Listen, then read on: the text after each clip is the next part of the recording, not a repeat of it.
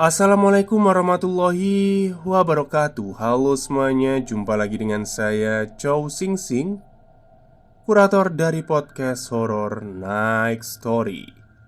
Halo, apa kabar semuanya? Semoga kalian semua sehat-sehat ya. Dan seperti biasanya, pada hari ini saya kembali dan akan menghadirkan sebuah kisah mistis untuk kalian semua. Dan mohon maaf sebelumnya kalau kemarin saya jarang upload ya. Udah berapa hari itu saya nggak upload. Karena saya memang termasuk petugas pemilu KPS. Jadinya sibuk sekali kemarin. Ya sebenarnya hari ini juga masih sibuk ya. Cuman saya sempatkan waktu untuk menyapa para subscriber podcast Horror Next Story. Terima kasih masih setia mendengarkan cerita saya. Oke, cerita kali ini saya datangkan dari treat horornya Nyonya Septian yang menceritakan sebuah kejadian yang dialami keluarganya ketika bapaknya mengadopsi sebuah keris. Oke, daripada kita berlama-lama, mari kita simak ceritanya. Siapa yang tak kenal dengan jimat? Kepercayaan orang tanah Jawa sebagai pelindung atau pagar diri supaya terhindar dari hal-hal jahat berupa gangguan jin dan santet. Dewasa ini, jimat sudah hampir tak terdengar pamornya lagi, seakan semua manusia sudah kembali pada kodratnya sebagai umat. Namun, keluarga kami masih mempercayai hal ini. Semua berawal dari bapakku, sebut saja namanya Pak Sudar, yang memiliki garis keturunan seorang dukun ampuh terkenal pada masanya. Meskipun Pak Sudar tidak mendapatkan ilmu secara langsung dari ayahnya, Pak Sudar membulatkan tekad untuk mempelajari ilmu apa saja yang pernah dimiliki oleh kakekku itu. Aku masih ingat dengan jelas. Saat itu aku masih duduk di sekolah dasar. Di suatu malam, bapak membongkar bufet milik kakekku. Aku mendekatinya karena suara itu membuatku terbangun. Tiba-tiba, dari dalam bufet, bapak mengeluarkan sesuatu, yaitu sebuah keris, dan bapak pun berkata, "Wah, ini ada isinya apa enggak ya? Jangan-jangan ini yang bikin bapak sakit tapi nggak sembuh-sembuh. Nggak dipelihara soalnya. Coba besok tak tanyain ke Mbah Ijan." Mbah Ijan juga kakekku, tapi ayah dari ibuku. Keduanya sama-sama dukun terkenal kakekku ini. Usai malam itu, aku mulai susah tidur, memikirkan bapakku yang tiba-tiba gila dengan hal mistis. Keesokannya bapak mengajakku ke rumah Mbah Ijan yang berada di Kabupaten K. Hari itu hampir tengah malam. Kami bertamu ke rumahnya kakek. Di sana ternyata kakek sedang duduk santai. Ketika kami masuk rumah, Mbah Ijan menyambut. "Piye Dar, ono apa?" Lalu bapak merangsek duduk berhadapan dengan Mbah Ijan, sembari mengeluarkan keris dari dalam jaketnya. "Walah iki, coba dilihat ada isinya apa enggak?" Aku yang masih polos, sangat bingung. Namun, tetap aku memperhatikan dengan seksama semua yang terjadi waktu itu. Tak lama setelah masuk ke kamar, tiba-tiba Mbak Ijan keluar dengan membawa segulung benang jahit berwarna putih. Lalu beliau mengingatkannya kepada pegangan keris tersebut. Kemudian keris itu dipaksa untuk berdiri tanpa bantuan tangan, hanya dengan sebuah benang. Aku sangat takjub waktu itu, karena Mbak Ijan melakukan sesuatu yang di luar nalar manusia. Ketika keris itu tak kunjung bereaksi, Mbak Ijan menyiapkan sesajen dan membakar kemenyan. Seketika, tiba-tiba saja, keris itu bergoyang perlahan-lahan. Lalu Mbak Ijan berkata, "Oh alah, kamu sudah lama tinggal dalam keris ini. Kalau iya, kamu berputarlah ke timur 3 kali." Seketika itu keris yang digantung dengan hanya sehelai benang putih berputar sejadinya sebanyak 3 kali. Bapakku pun bersorak kegirangan, dan aku kaget terkagum-kagum. Mbak Ijan berkata, "Ini kamu pelihara beneran ya? Kalau inginnya dipelihara, aku kasih tahu syaratnya. Tapi kalau ingin dikasih ke orang ya silahkan, cepat-cepat saja." Tak perlu menunggu lama, bapak segera mengiyakan niatnya untuk memelihara keris dengan Yoni tersebut. Malam semakin larut, namun percakapan kedua penggila mistis itu semakin panas karena keris tersebut dituntut untuk memilih kepada siapa dia akan dipelihara.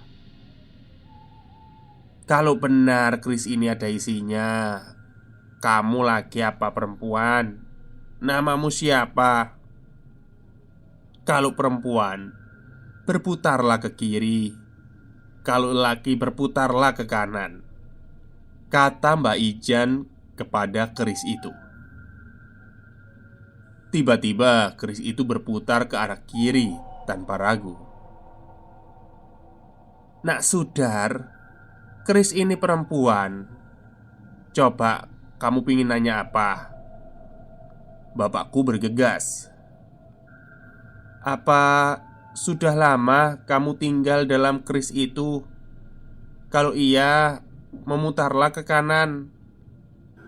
Dengan tegas, keris itu berputar kencang ke arah kanan. Lalu bapak kembali bertanya, "Eh, aku pengen ngerti, apa benar karena bapak tak memeliharamu sampai akhirnya bapak sakit jadi kembang amben?"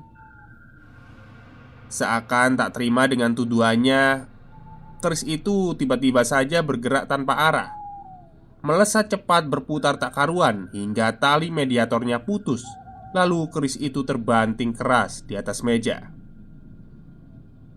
Bapak terhentak. Mbah Ijan menenangkan, "Nah, cukup ya. Istirahat dulu. Sepertinya penghuni keris ini marah." Bapak terdiam seakan berpikir keras ingin menemukan jawaban atas kematian kakeknya. Maksudnya bapaknya ya. Kemudian Mbak Ijan kembali menanyakan, "Kira-kira sanggup tidak nak kalau keris ini ingin ikut kamu? Coba ya ditanya lagi." Setelah sedikit komat kamit, Mbah Ijan kembali memasang tali mediator dan menyiapkan kembali keris tadi. "Kamu kalau ngasih pertanyaan hati-hati ya, dipikir dulu," tukas Mbak Ijan.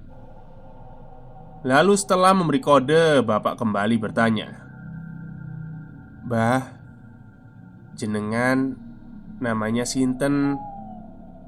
Kalau jenengan gak punya nama, purun, saya kasih nama." Kemudian keris berputar ke kanan. Setelah itu bapak berpikir lama seperti mencari nama apa yang pantas untuk diberikan. "Seumpama saya kasih nama Mbah Karto gimana?" Keris hanya berputar 2 kali ke arah kiri, pertanda tidak setuju. Bapak mengernyitkan dahi, bertanya-tanya apa mungkin namanya keliru. Lalu bapak kembali bertanya, "Nek, saya kasih nama Mbah Karto Sentono?" Seketika hening. Tiba-tiba keris itu berputar sejadinya ke arah kanan hingga terpelanting lepas dari talinya. Mbak Ijan terkejut hampir jatuh dari duduknya, lalu terbangun dan tersenyum sambil memungut keris yang jatuh itu. "Leh, keris iki pancen jodohmu. Piye, yakin toh?" Mbah Ijan kembali meyakinkan, lalu menjawab, "Insya Allah mbah, kulo yakin." Mbah Ijan mengernyitkan dahi lalu tersenyum seperti ada yang beliau heran dan kagumi. Kemudian Mbah Ijan terdiam lama sebelum akhirnya berkata, "Nah, kamu sudah benar kalau hidup berlandaskan agama. Ini hanyalah sebuah perantara. Tetaplah meminta apapun pada Yang Maha Kuasa ya nak." Bapak terlihat bingung namun raut wajahnya memancarkan kelegaan. Karena sudah ngantuk, aku minta bapak untuk segera pamit pulang. Sebelum kami pulang, Mbak Ijan berpesan, "Le, minggu depan hari Kamis malam Jumat Kliwon, kamu kembali ke sini. Bawa bunga wangi 3 warna, sekalian dupa dan kemenyan. Nanti aku ajari." Bapak mengangguk, lalu berpamitan pulang. Di perjalanan aku gak berpikir macem-macem. Aku hanya ingin ikut bapak saat kembali ke rumah Mbak Ija nanti. Hari yang ditunggu pun tiba, Kamis malam Jumat Kliwon. Bapak kembali ke rumah Mbak Ijan bersamaku. Di sepanjang jalan aku merinding karena mencium bau kemenyan yang aneh. Sesampainya di sana, Mbak Ijan sudah menyambut di depan pintu. Suasana rumah yang gelap dan berdekatan dengan rumpun bambu membuat nyaliku ciut. Rumahnya memang megah, namun terlihat seperti tak terurus karena beliau hanya tinggal bersama nenekku yang juga sama-sama tua. "Ayo lelang melbu. Sini nduk. Sudah ditunggu sama Eyang Putri loh kamu." Aku merangsek di pangkuan nenekku sembari mengamati apa yang dibicarakan oleh kakek dan ayahku. Mbak Ijan, kakek dari ibuku, masuk ke dalam kamar. Tak berapa lama kemudian keluar dengan membawa kain putih. Ku amati dalam-dalam, ternyata itu kain mori, kain kafan untuk orang mati. Aku terkejut, namun hasrat keingintahuanku meronta sangat penasaran. Aku pura-pura memejamkan mata, namun telingaku pasang untuk menguping pembicaraan mereka. "Le, semua syarat sudah kamu bawa semua. Ayo dibuka di meja. Ini alasnya kain kafan."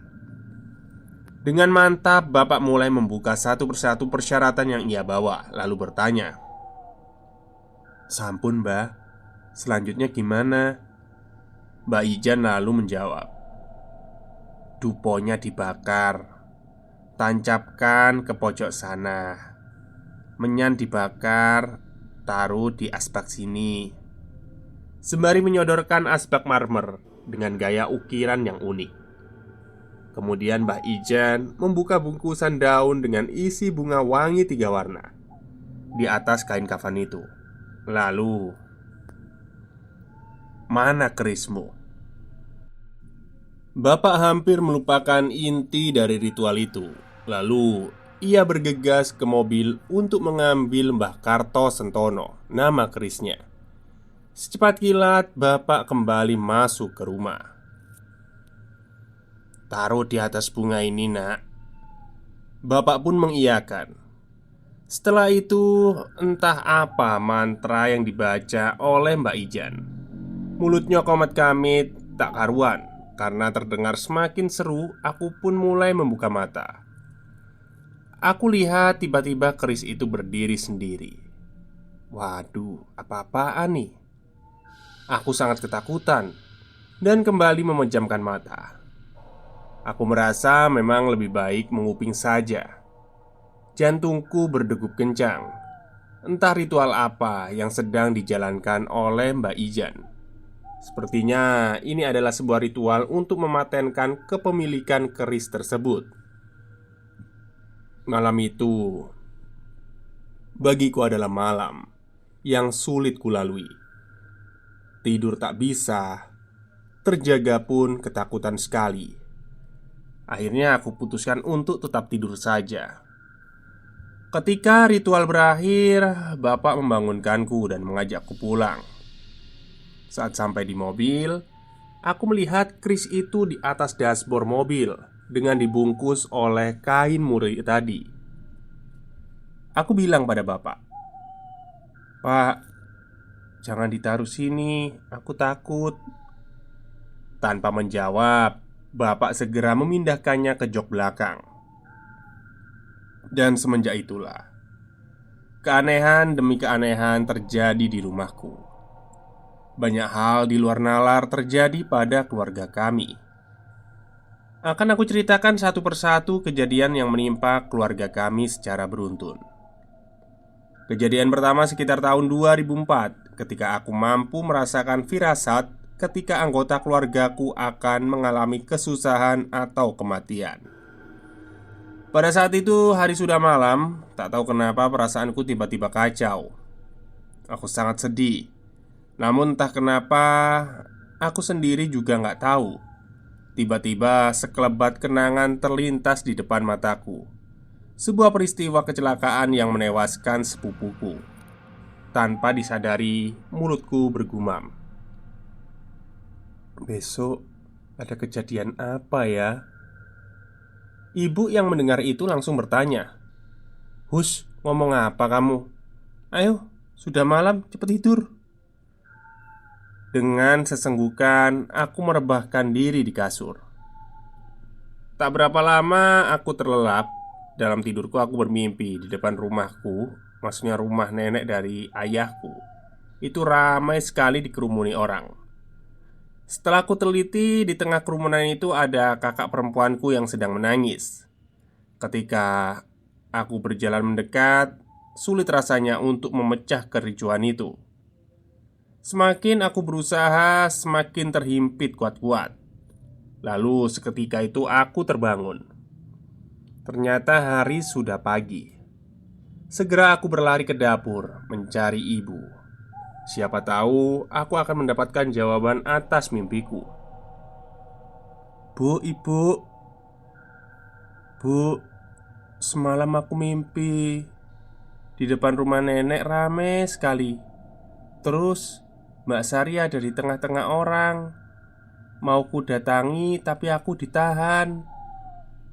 Tiba-tiba ibu terlihat kaget sekali dengan segera menyuruhku, "Sana cepat mandi keramas. Terus rambutnya digunting sedikit lalu dibakar ya. Sana cepat." Ibu nampak ketakutan. Ya karena penasaran, aku segera melakukan apa yang ibu suruh. Aku pun kembali bertanya, "Bu, bukannya memotong rambut setelah keramas terus dibakar potongannya pertanda buang sial ya? Apa mimpiku firasatnya nggak baik, Bu?" Ibu menjawab, "Sudah kamu diam, berdoa saja supaya nggak terjadi apa-apa." Aku berusaha untuk menutupi kekhawatirannya. Memang di desaku banyak orang yang masih percaya dengan tahayul, apalagi dengan mimpi. Karena menurut orang-orang desaku, kalau mimpi di rumahnya ada keramaian, berarti akan ada kejadian yang menyedihkan di sana. Hari itu berjalan sangat lambat. Ketika sore tiba, tak kulihat Kak Sari pulang sekolah. Hatiku bergetar saat menunggunya di teras rumah. Saat aku bergegas masuk ke rumah, tiba-tiba ada seorang laki-laki berbelok ke arah rumah kami. Dengan motor butut dan jaket kulit hitam, beliau berhenti tepat di depan rumah Simbo. Kebetulan bapak ada di sana sedang menservis mobil orang. Bapakku ini seorang montir. Aku mengintip dari jendela. Entah apa yang mereka bicarakan, yang jelas aku hanya mendengar, "Pak, mau nanya, apa ini benar rumahnya Mbak Sari yang sekolahnya di SMP 2?" Tanya orang itu. Bapak menjawab, "Oh, nje, bener pak. Ada apa ya? Monggo pinarak dulu." Kemudian mereka duduk di teras, berbicara serius sepertinya, sampai bapak tiba-tiba berdiri dan berkata, Ya Allah, gak apa-apa pak, yang penting udah masih selamat. Kemudian bapak itu berpamitan pulang. Lalu bapakku bergegas mencari ibu. Aku pun segera berlari mengikutinya dari belakang. Setelah bertemu ibu, bapak berkata, "Tak kandhani yo, tapi ojo sedih, ojo nangis. Sing penting anake dhewe slamet. Ya walaupun motornya udah rusak parah, patah jadi dua. Sekarang Sari ada di rumah sakit, kecelakaan. Ibu di rumah saja, biar bapak yang kesana." Seketika itu tangis pecah. Bapak dengan baju seadanya bergegas naik sepeda motor untuk menengok kakakku di rumah sakit. Dan aku, ya tentu saja lemas. Seketika tak menyangka firasat semalam ini jawabannya. Dan ini adalah kejadian yang pertama. Baik, mungkin itu saja ya cerita dari Nyonya Jovina mengenai sebuah jimat. Tapi karena ini memang panjang, jadinya akan saya bagi menjadi beberapa bab ya. Kemungkinan sih 3 bab sih nanti. Mohon maaf juga kalau saya jarang muncul atau jarang upload. Ya dikarenakan ini kan saya kebetulan jadi petugas KPPS ya. Jadi sangat sibuk banget kemarin pilkada. Ini aja sebenarnya masih sibuk sih, cuman saya menyempatkan waktu untuk rekaman, untuk ya menyapa para subscriber saya. Oke, mungkin itu saja. Terima kasih kepada semuanya. Terima kasih juga kepada ceritanya Nyonya Septian. Untuk selanjutnya mungkin bisa kita lanjutkan esok. Baik, wassalamualaikum warahmatullahi wabarakatuh.